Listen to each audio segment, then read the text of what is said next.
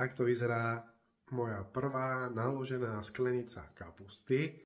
Tak a idem to skúsiť.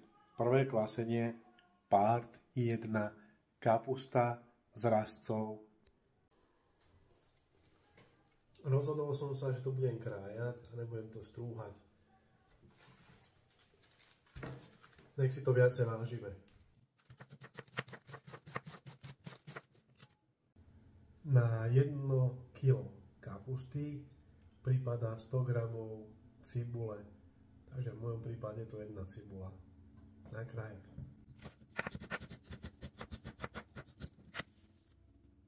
Takže pokračujeme. Sol na túto váhu, čo je 1,1 kg, potrebujeme 1,5% soli. A to je, z kila je to 15 g a potom ešte 1,5 g, 16,5 g. Dobre rátam. Ja som si kúpil takúto morskú sol, takže navážime 16,5 g.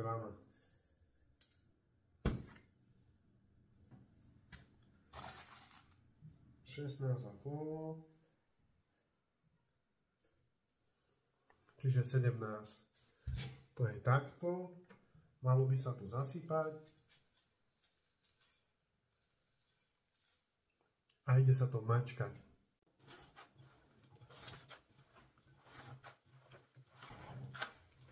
Je to vidieť, že koľko pustila tá kapusta šťavy? Ja som tam dal len tú sol.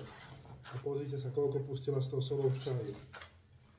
To je veľmi dobré, tá šťava by tam mala zostať.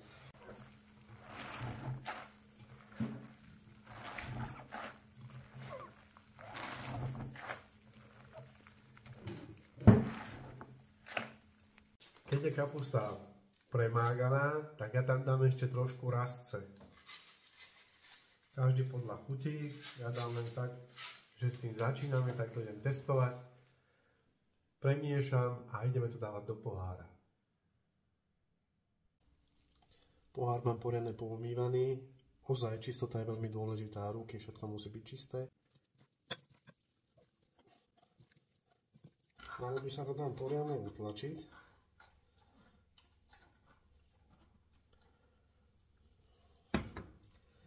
Aby poutekal všetok vzduch.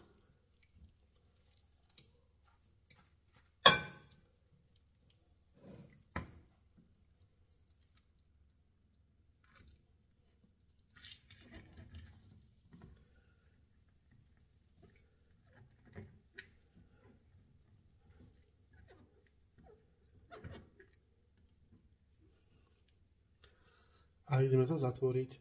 Myslím, že to závažie, ináč to je menšie víčko. By tam nemuselo ani byť, lebo tá šťava je tam toľko, že tá zelenina nepetrča, ale dám to tam. Dám to tam. Zatvoríme. Dáme na to tie spody.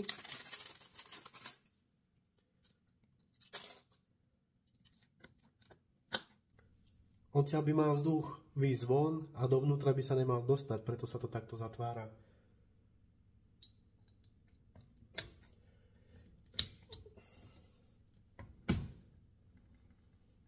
No.